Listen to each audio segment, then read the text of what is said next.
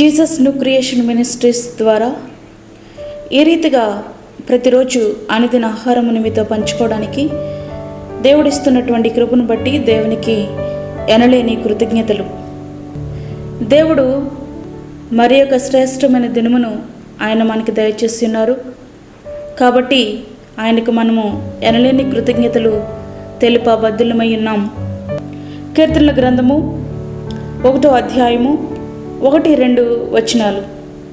దుష్టుల ఆలోచన చొప్పున నడవక, పాపుల మార్గమున నిలువక, అపహాసకులు కూర్చుండు చోటను కూర్చుండక, యెహోవా ధర్మశాస్త్రమునందు ఆనందించుచు దివారాత్రము దానిని ధ్యానించువాడు ధన్యుడు. కీర్తనల గ్రంథంలోని ఇది మొదటి కీర్తన. ఈ కీర్తనలో మంచి, చెడు, జీవం, మరణం, ఆశీర్వాదం, శాపం అనే మార్గాల్లో మన ముందు ఉంచుతుంది. ఏ మార్గాన్నైనా ఎన్నుకోవడానికి మనకు సంపూర్ణమైన స్వేచ్ఛ ఇవ్వబడింది. నిజమైన ఆనందానికి దారితీసే మార్గమును ఎన్నుకోవడం ద్వారా నిత్య జీవాన్ని మనము పొందుకోగలం. లేకుంటే నిత్య మరణమే శరణ్యం. దేవుని వాక్యం సెలవిస్తూ ఉంది, దుష్టులతో నడవద్దు, పాపుల మార్గములో నిలవద్దు, అపహాస్యకులతో కూర్చోవద్దు. దుష్టులు అంటే ఎవరంటే దుష్ట కార్యములు చేసేవారు. దుష్ట కార్యం యొక్క మనస్తత్వం ఏ విధంగా ఉంటుందో తెలుసుకోవాలంటే దానియేలు గ్రంథంలోనికి మనం వెళ్ళాల్సిందే. దానియేలును వారు బాధించిన విధానము మనకి క్లియర్ కట్గా కనబడుతుంది. వారిలో ఉన్నటువంటి దుష్టత్వము ఏం చేస్తుందంటే అనేకులను వేధించుటకు కారణమవుతుంది. దుష్టత్వమును జరిగించుట ఎందే వీరు ఆనందిస్తారు. చూసారా, వీరికి ఏమాత్రము కూడా దేవుని భయము లేనే లేదు. దుష్టుల యొక్క మనస్తత్వం ఎలా ఉంటుంది అంటే దుష్టులు పొగరెక్కి యెహోవా విచారణ చేయడానికి కొందరు. కీర్తనలు 10వ అధ్యాయము 4వ వచనం. దుష్టులు దేవుణ్ణి తృణీకరిస్తారు. కీర్తనలు 10-13. యథార్థ హృదయాల మీద దుష్టుల యొక్క బాణాలను సంధిస్తారు. ఇది చాలా దారుణమైనటువంటి విషయం. దుష్టులు ఏం చేస్తారంటే నీతిమంతుల ప్రాణము తీయుటకై వారి మీద పడుదురు. 94వ కీర్తన 1వ వచనం. దుష్టులు న్యాయం ఎట్టిదైనను గ్రహింపరంట. న్యాయం ఎట్టిదైనను వారు గ్రహింపరు. దుష్టుల గురించి బైబిల్ గ్రంథంలో ఇంకా అనేక వాక్యాలు మనకి స్పష్టంగా కనబడతాయి. దుష్టులు ప్రబలినప్పుడు చెడుతనము కూడా ప్రబలిపోద్ది. ఇట్లాంటి దుష్టులతో మనము కలిసి నడవద్దు. వారి తలంపుల్లో కూడా మనము చేరొద్దు. దుష్టులతో సహవాసం చేస్తే ఏమైద్ది?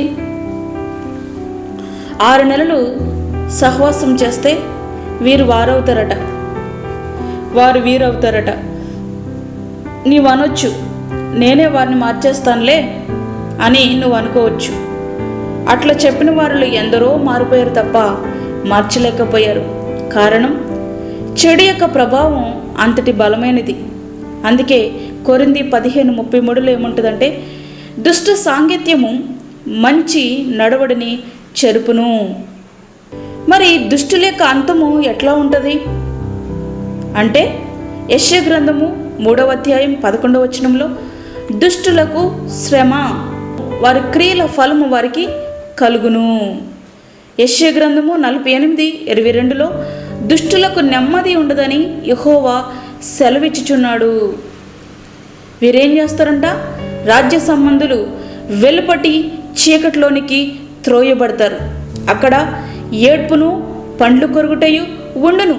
మత్తయి సువార్త 8వ అధ్యాయం 12వ వచనం. ప్రియ స్నేహితుడా, ప్రియ విశ్వాసి, ప్రియ నేస్తమా, దుష్టుల తలంపుల్లో క్రియల్లో మనం చేరొద్దు. దుష్టత్వము చాలా ఘోరంగా ఉంటుంది కనుక దుష్టులతో మనము సహవాసము చేయవద్దు. దుష్ట యొక్క తలంపులు కూడా మనకి రానివ్వకుండా మన ఆత్మీయ జీవితాన్ని మనము కాపాడుకోవాల్సినటువంటి వారమై ఉన్నాం. అందుకే కీర్తన గ్రంథం 1వ అధ్యాయంలో క్లియర్ కట్గా మనకు కనబడుతుంది, దుష్టుల ఆలోచన చొప్పున నడవవద్దు. దుష్టుల యొక్క ఆలోచన చొప్పున నడుస్తున్నావా? దుష్టుడు అనగా ఎవరంటే సాతాను. ఈ ఉదయకాల సమయంలో నీ ప్రవర్తన ఏ విధంగా ఉంటుంది? దుష్టుడి యొక్క ఆలోచనలో నడుస్తున్నావా? ఒక్కసారి ఆలోచించుకో. ఈ తరుణం మరలా నీకు రాదు. ఇదే మిక్కిలి అనుకూలమైన సమయం, ఇదే రక్షణ దినం. ఈ సమయాన్ని నువ్వు వృధాగా పోనివ్వకు. ప్రభు సన్నిధిలో ప్రార్థించు. సమాధానకరమైన దినముగా ఈ దినాన్ని నీవు ముగించు. అట్టి కృప ధన్యత ప్రభు మనకి అనుగ్రహించునుగాక. ఆమేన్. ప్రార్థన చేసుకుందాం. పరిశుద్ధమైన తండ్రి, ప్రేమగల యేసు ప్రభువా, ఈ రీతిగా మరి యొక్క దినమును మాకు అనుగ్రహించి నీ సన్నిధిలో ప్రార్థించుకోవడానికి మాకు ఇచ్చిన కృపను బట్టి నీకు వందనాలు, స్తోత్రాలు చెల్లించుకొంచున్నాం. విన్నటువంటి మాటలు నీ బిడ్డల హృదయంలో ఫలించలాగున సహాయం చేయండి. ఆయా దూరదేశంలో ఉన్నటువంటి వారు కూడా దేవుని వాక్యం విని బలపడతా ఉన్నారు. నీకు వందనాలు, స్తోత్రాలు చెల్లించుకొచ్చిన ఆ బిడ్డలను కూడా మీరు జ్ఞాపకం చేసుకునండి నాయన. దూర ప్రాంతంలో వారికి నీ భద్రత, నీ కాపుదలను వారికి అనుగ్రహించండి. అలాగే ప్రభా, ఈ వాక్యం ఉంటున్న నీ బిడ్డలందరినీ కూడా జ్ఞాపకం చేసుకునండి. దుష్టుల ఆలోచన చొప్పున నడవకుండా ప్రభా, నీ మార్గంలో నడవడానికి, నీ తలంపుల ప్రకారం నడవడానికి కావలసిన కృప నీ బిడ్డలకు అనుగ్రహించండి. కరోనా పేషెంట్లను జ్ఞాపకం చేసుకునండి. వారి బంధువులను, వారి స్నేహితులను మీరు ఓదార్చండి, ధైర్యము దయచేయండి. అలాగే ప్రభు, బలహీనులను బలపరచండి. హాస్పిటల్లో ఉన్నటువంటి రోగులను మీరు నీ శిలువ రక్తము కింద భద్రపరచండి ప్రభా.